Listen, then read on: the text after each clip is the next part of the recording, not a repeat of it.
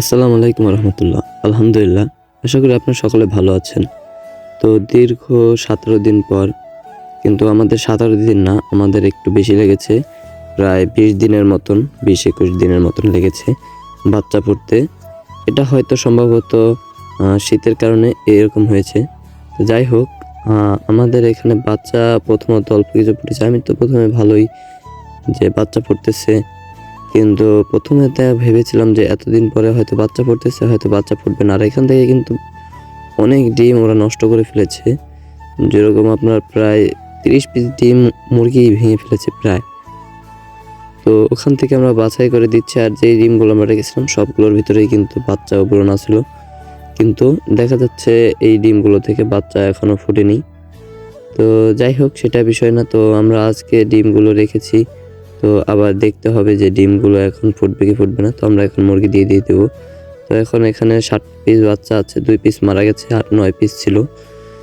তো আর এই যে আমাদের মুরগি আবার দিয়ে দিলাম। তো হলুদ মুরগিটা যেরকম, এটা কিন্তু 22 দিন হয়েছে, এখন প্রায় বাচ্চা ফুটেছে। আমি জানি না এরকম হলো কেন, বেশিরভাগ শীতের কারণেই হয়তো এরকম হয়েছে। কিন্তু কোয়েল পাখির ডিম 17 দিন লাগে, আর আমাদের এই মুরগিটা একটাও বাচ্চা ফুটেনি। তো এই জন্য আমরা রেখে দিলাম, পরের দিন আবার দেখতে এসেছি। তো দেখা যাক কি হয়। তো আজকে আবার আমরা সবগুলোকে বের করে ফেলবো। প্রায় আজকে 22-23 দিন, 24 দিন হয়ে গেছে, 23 দিন। তো এখন আর রাখার কোনো মানেই হয় না। যে বাচ্চা ফুটেছে ফুটছে, আর যেগুলো ভিতরে আছে হয়তো বাচ্চা বাচ্চা আছে, কিন্তু ওইগুলো ফুটবে না, জরায় ঠেকে মারা যাবে। তো এই জন্য আমরা বাচ্চাগুলো আজকে বের করে ফেলবো মুরগি। তো সকলেই মাশাআল্লাহ বলবেন। তো এই দেখুন আমাদের বাচ্চাগুলো, তো দেখা যাক। এই দেখুন, এটাতে 4 পিস বাচ্চা উঠেছে। তো 4 পিস বাচ্চার ভিতরে আবার 1 পিস মারাও গেছে। এভাবে অনেকে বলতে পারেন মারা গেল কীভাবে? এই মুরগিগুলো হলো ওদের নিজের বাচ্চা নিজেরাই পাড়া দিয়ে মেরে ফেলে। মানে ডিম ছোট, বাচ্চাও ছোট। তো মুরগির পাড়া লাগলে বাচ্চাগুলো বাঁচে না। আর এই দেখুন, এখানে আবারও 2 পিস মতো বাচ্চা মারা গেছে। এই যে, তো এখানে আছে 7 পিস, 8, 9, 10, 11 পিস বাচ্চা এখন তো সর্বমোট আছে আমাদের এখানে। তো 11 পিস বাচ্চা উঠেছে প্রায় 120 পিস ডিম থেকে। এটা দোষটা হয়তো আমারই। আপনারা যাই বলেন, এত পিস বাচ্চা আপনারা ডিম দিতে পারবেন না। সর্বোচ্চ হলে 30টা করে একটা মুরগিতে 30 বা 35টা করে ডিম আপনি দেবেন। তো এক্ষেত্রে আলহামদুলিল্লাহ আপনি ভালো রেজাল্ট পাবেন। আর এর মানে এই না যে আমি বেশি ডিম দিয়ে বাচ্চা উঠাইনি। আমি জানি না এবার কেন এরকম হলো। এর আগে আমি যতবার পেলেছি বা ডিম বাচ্চা করিয়েছি, প্রায় 40, 45, 50 পিস ডিমের মতো দিয়েছি। ওখান থেকে প্রায় 30টা 35টা এরকম বাচ্চা কিন্তু ফুটেছে, 40 পিস। তো এবার আমি জানি না কেন কি হলো। তো যাই হোক, আল্লাহ ভরসা, যেই কটা উঠেছে।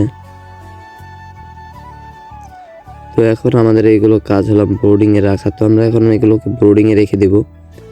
তো আগে থেকে আমরা ব্রোডিংয়ে তাপমাত্রা ম্যানেজ করে দিয়েছি। আর আমাদের এই কোয়েল পাখিটা যেটা ডিমে রেখেছিলাম, যেটা দিয়ে আমরা চেয়েছিলাম যে মুরগির মতো কুচে বসাতে, তো সেখান থেকেই খেয়াল নিলাম, কারণ ওইগুলো আর ডিমে বসবে না। এগুলো আমরা বাসা ভেঙে দেবো এখন ওর।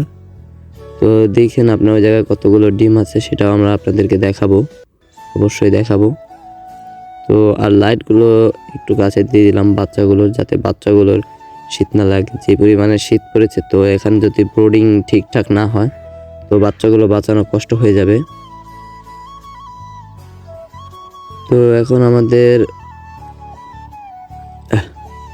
এই যে কোয়েল পাখিগুলো ধরতেছি, যেগুলো ছেলে কোয়েল পাখি, এইগুলো আবার আমার এক ফ্রেন্ডকে দিয়ে দেব। তো যে আমার ভিডিও করতেছে সেই, তো ওকেই দিয়ে দেব। আর এই দেখুন আমাদের এই পাখির বাসাটা এখন আমরা ভেঙে ফেলবো, কারণ এগুলো জাপানি কোয়েল দিয়ে বাচ্চা আসলে ফোটানো সম্ভব না। কিন্তু আমাদের মেয়ে কোয়েল পাখিটার অবশ্য কুচি কুচি একটা ভাব চলে এসেছে, কিন্তু তাও সে বসতেছে না। সে একটার পর একটা ডিম পাড়তে থাকে। এই অনবরত ডিমের কারণেই হয়তো এরা কোয়েল পাখিগুলো কুচে বসতে পারে না।